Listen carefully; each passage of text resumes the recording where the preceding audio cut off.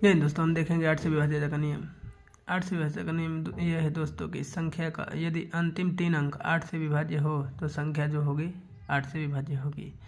दूसरे मेथड से देखेंगे दोस्तों, यदि तीसरा अंक सम संख्या है तो जो अंतिम के 2 अंक है वो 8 से विभाज्य होंगे।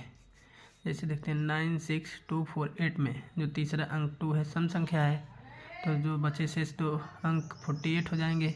तो 48 जो है 8 से विभाज्य है, अतः संख्या भी 8 से विभाज्य है। उसी प्रकार यदि विषम संख्या हो जाए तीसरा अंक, तो यदि तीसरा अंक विषम संख्या हो तो अंतिम जो 2 अंक बच रहे हैं उसमें +4 या -4 करने पर 8 से विभाज्य होगा। जैसे देखते हैं 8, 9, 7, 3, 6 में 7 जो है विषम संख्या है, तो बच जाए जो 2 अंक हो गए 36 हो जाएंगे। तो 36 में +4 या -4 करने पर 8 से विभाज्य है, तो संख्या भी 8 से विभाज्य होगी। है दोस्तों, देखते हैं इससे जुड़े प्रश्नों को। क्वेश्चन नंबर 1 देखते हैं। यदि 872x6 72 से विभाज्य है तो x का मान क्या होगा। तो आइए देखते हैं दोस्तों, 8 से 72 से जो संख्या विभाज्य है तो वो जो होगा 8 से भी विभाज्य होगी और 9 से भी विभाज्य होगी। तो उसमें 3 अंक लेते हैं, तो 3 अंक है 2x और 6। तो यहाँ पे जो तीसरा अंक है दोस्तों एक क्या है, सम संख्या है। सम संख्या है तो दोस्तों ये जो अंतिम 2 अंक की संख्या है वो 8 से विभाज्य होनी चाहिए, 8 से विभाज्य होनी चाहिए। तो यहाँ पे यदि 1 रखेंगे x बराबर तो 16 हो जाएगा जो 8 से विभाज्य है, या तो 5 रखेंगे x बराबर तो 56 होगा जो 8 से विभाज्य है। तो यहाँ पे विकल्प में दोस्तों दिया है 1, तो इसलिए 1 हो जाएगा, x का मान 1 हो जाएगा। देखते हैं दोस्तों क्वेश्चन नंबर 2। यदि 8a 5146b 88 से विभाज्य है तो b - a का मान क्या होगा। यानी दोस्तों कोई भी संख्या यदि 88 से विभाज्य है तो वो 8 से भी विभाज्य होगी और 11 से। तो 8 से विभाज्यता का नियम यह है दोस्तों कि अंतिम जो 3 अंक होगा वो 8 से विभाज्य होगा। तो 46b, तो यहाँ पे तीसरा जो अंक है दोस्तों सम संख्या है, तो ये दोनों अंक डायरेक्ट 8 से विभाज्य होने चाहिए। तो इसमें 6 वाली लाइन में 4 64 विभाज्य होता है, तो b का मान हो जाएगा दोस्तों 4। अब उसी प्रकार 11 का मान विभाज्यता चेक कर लेंगे।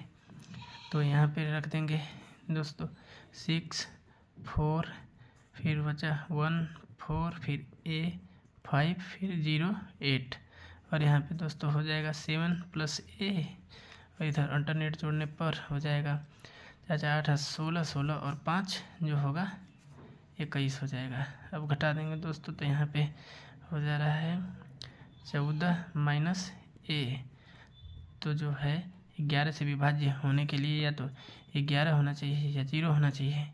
तो a का मान दोस्तों जब हम 3 रखे देंगे तो यहाँ पे जो हो 11 हो जाएगा जो 11 से विभाज्य होगा।